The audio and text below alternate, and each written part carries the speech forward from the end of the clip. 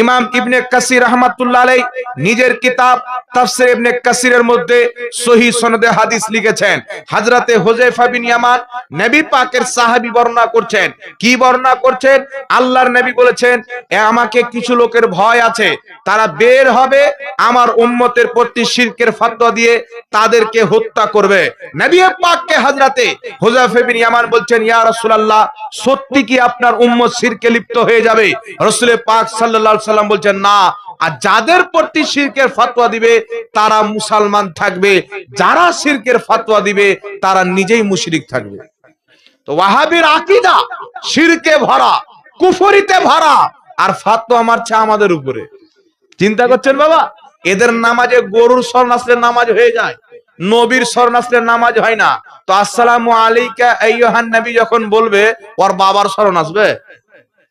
জি, কার শরণ আসবে? কিন্তু সাহাবার কি আকীদা ছিল মুসলমান? সহিহ বুখারীর মধ্যে হাদিস, রাসূলুল্লাহ সাল্লাল্লাহু আলাইহি সাল্লাম হযরতে আবু বকর সিদ্দিক নামাজ পড়াচ্ছেন, আমার আপনার নবী হুজরা থেকে বেরিয়ে চলে আসলেন। হযরতে আবু বকর সিদ্দিক জানতে পারলেন রাসূল পাক আসছেন, হুজরা থেকে বেরিয়ে গেছেন, মুসাল্লা থেকে এক পাও পিছে হটে গেলেন। আল্লাহর নবী বলছেন, আবু বকর নামাজ পড়াও। নবী আবার পিছে চলে আসলেন, হযরত আবু বকর পিছে চলে আসলেন, মুসাল্লা ছেড়ে ইমামতির জায়গা থেকে মুক্তাদির কাতারে চলে আসলেন। আমার আপনার নবী মুসাল্লাতে গিয়ে নামাজ পড়ালেন, সিজদা সহ করলেন না।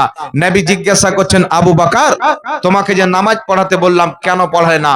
আবু বকর সিদ্দিক বলছেন, হুজুর, আপনি হচ্ছেন নবীদের ইমাম, আপনি থাকতে আমি আবু কুহাফার বেটা কি করে নামাজ পড়াতে পারি? নামাজের মধ্যে নবী পাকের সম্মান করে মুসাল্লা ছেড়ে চলে আসেন, সাহাবীর নামাজের ক্ষতি হয় না, আর মোল্লা বলছে নবীর শরণ আসলে নামাজ শেষ, শিরক হবে।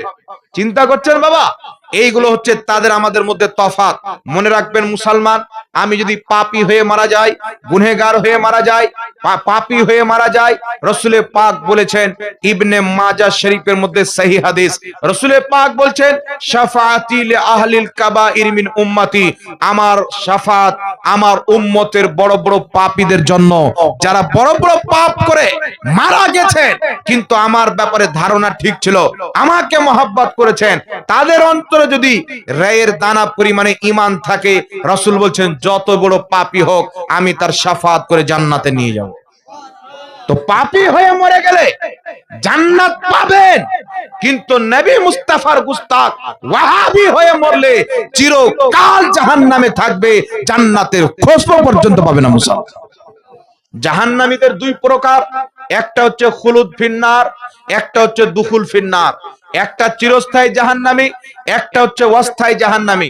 একজন মুসলমান আছে আকীদা আহলে সুন্নাত ওয়াল জামাতের, কিন্তু পাপ করেছে, চুরি হয়তো করে নিয়েছেন, জুয়া খেলে নিয়েছেন, পাপ অনেক বেশি করেছেন, ওই ব্যক্তি যদি মারা যায় আকীদা আহলে সুন্নাত ওয়াল জামাতের মোতাবিক থাকার কারণে এক না একদিন সে জান্নাতে যাবে নবীর শাফাত পেয়ে। আর একজন ব্যক্তি মারা গেছে, 5 ওয়াক্তের নামাজ পড়ে, রোজা রাখে, হজ করে, যাকাত দেয়, যেমন গোলাম আহমদ কাদিয়ানী মরেছে, ও তো নামাজ পড়তো, বেটা নিজেকে নবী দাবি করতো, ও চিরস্থায়ী জাহান্নামী। আকীদা যদি খারাপ হয়ে যায় চিরস্থায়ী জাহান্নামী। এখন আপনাকে বলতে চাই, বলবেন ইসমাইল দেহলভী লিখেছে, তো ওয়াহাবীদের কি দোষ হলো?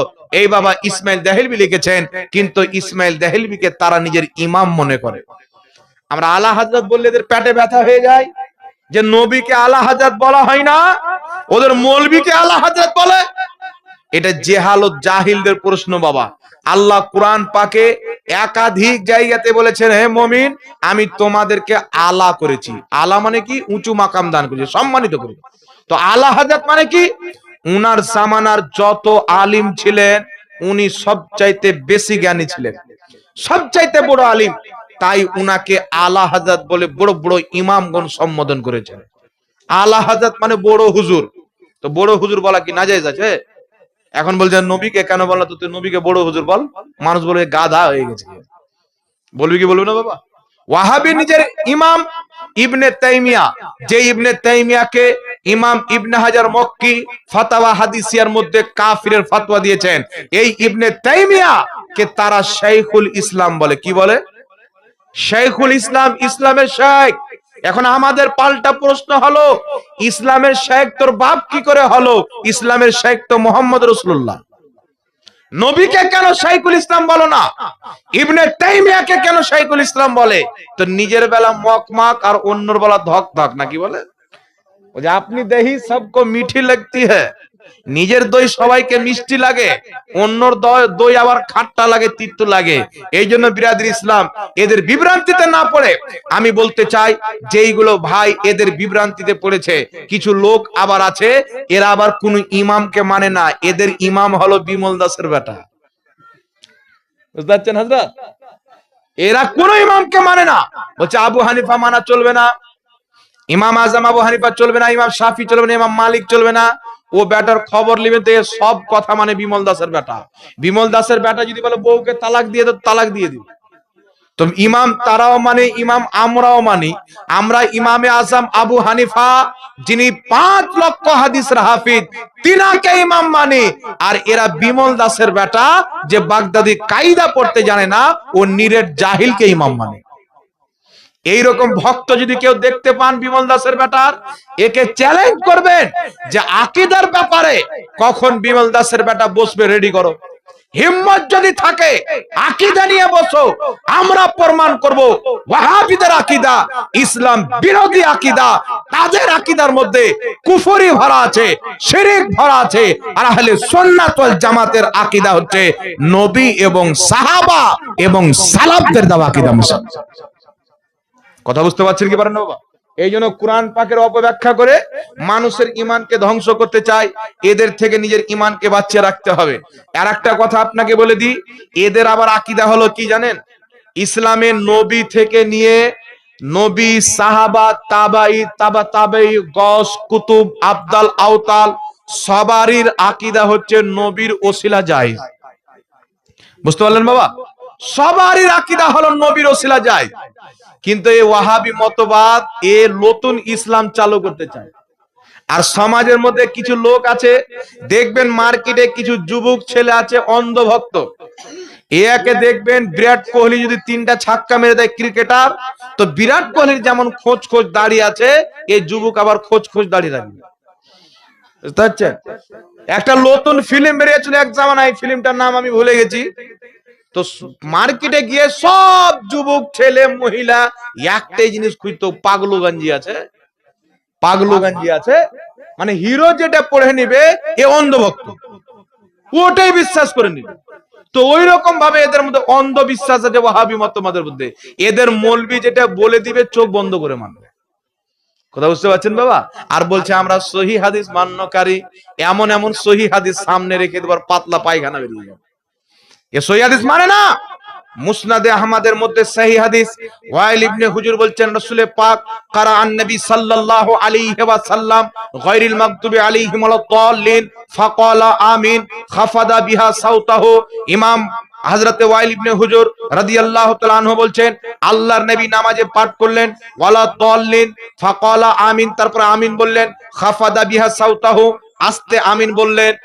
ইমাম হাকিম বলছেন হাযা হাদিসুন সহিহুল ইসনাদ, এই হাদিসের সনদ সহিহ। এই সহিহ হাদিসে বেটা কখন আমল করবে? বুকের উপরে হাত বানার পৃথিবীতে কোনো সহিহ হাদিস নাই। আবু দাউদ শরীফের 759 নম্বর হাদিস, আল্লাহর নবী বুকে হাত বেঁধেছেন। ওয়াইল ইবনে হুজুর বলছেন, ওয়াইল ইবনে হুজুর জিন্দেগিতে নবীকে দেখেন। হাদিসটা জয়ীফ হাদিস, কিয়ামত পর্যন্ত কেউ সহিহ প্রমাণ করতে পারবে না। আর নবী পাক বুকে হাত বানানি কারণ কি? ইবনে তাইমিয়া সিফাতুস সালাত কিতাবে বুকে হাত বানাকে মাকরু বলেছেন, ইবনে কাইয়িম বুকে হাত বানাকে মাকরু বলেছেন, ইমাম মালিক বুকে হাত বানাকে মাকরু বলেছেন। মাকরু মানে শরীয়তে অপছন্দনীয় কাজ হলো বুকে হাত বেঁধে নামাজ পড়া। কারণ বুকে হাত বেঁধে ইহুদিরা নামাজ পড়ে। কারা? ইহুদিরা ইবাদত করে এইভাবে বুকে হাত বেঁধে। এখন মানুষকে বোকা বানায় যে তোমাদের বড় পীর আব্দুল কাদের জিলানী উনি বুকে হাত বেঁধে নামাজ পড়তেন। পাকা বেঈমান, একবারে মিথ্যুক। গাউস পাক রাদিয়াল্লাহু তাআলা আনহু হাম্বলি মাযহাব মান্যকারী ছিলেন। উনি নাভির উপরে হাত বেঁধে নামাজ পড়তেন। কোথায় বেঁধে? নাভির উপরে। যেহেতু হাম্বলি মাযহাবের মুকাল্লিদ ছিলেন। আর 4 মাযহাব হক, 4 মাযহাব হচ্ছে সুন্নি আহলে সুন্নাত ওয়াল জামাত। ফুরুই মাসলাতে এনাদের মধ্যে মতভেদ আছে। আর নবী বলেছেন ফুরুই মাসলার উম্মতের মতভেদ ইখতিলাফ এটা হচ্ছে রহমত। জোরে বলেন সুবহানাল্লাহ।